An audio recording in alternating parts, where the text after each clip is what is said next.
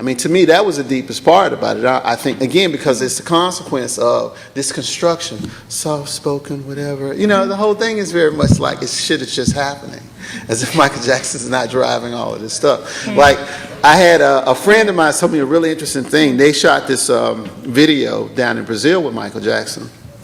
And he was saying, he was one of the producers on it. It was like, it was Spike and Michael Jackson and 3 Brazilian public officials, because there was some concern. You know, it's that video that he did. Have you seen it in Brazil with the drummers and all that? They don't care about us. Yeah, they don't care about us, right? This is actually Michael's Black Power period. A lot of people don't know that. This is a period where Michael and Janet got together and said, we just going to work with black directors, and we're going to do black themed things. People, like say for example, Michael Jackson turned into a panther. That's not an accident. Michael Black Jackson Panther. in Egypt, directed by John Singleton, that's not an accident. Michael Jackson working with Spike Lee in Brazil, that's not an accident.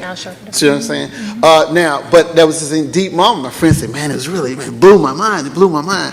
He's like, so it's me. I'm not going to say who the friend is because I shouldn't be repeating this.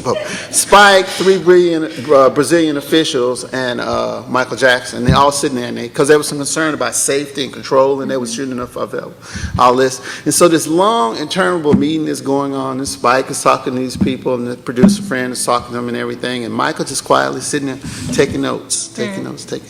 So finally, after a couple of hours, almost, the Brazilian officials leave, Spike leaves, and Michael just sitting there with my friend. He said, at a certain point, Michael looked up and said, damn, I thought those motherfuckers weren't gonna never leave. Right?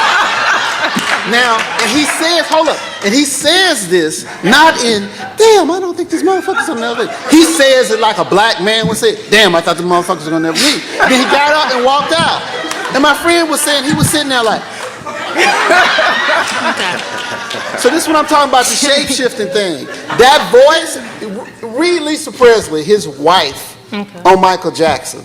She says time and time again, that voice was a construction. It was a strategy. It was a mask. She said Michael sits around, drinks and curses, and talks in a normal voice. And she said she kept telling me, why are you doing this? Why you keep using this thing? Because this thing, this strategy, it's like the fortress that becomes a prison. You know what I mean? It's not working for you anymore. Let it go, let it go, let it go. He couldn't let it go though, you know, because he created a lot of this tabloid stuff in his life. He created a lot of that himself. It was like a thing that grew big, so big he couldn't control it, you know?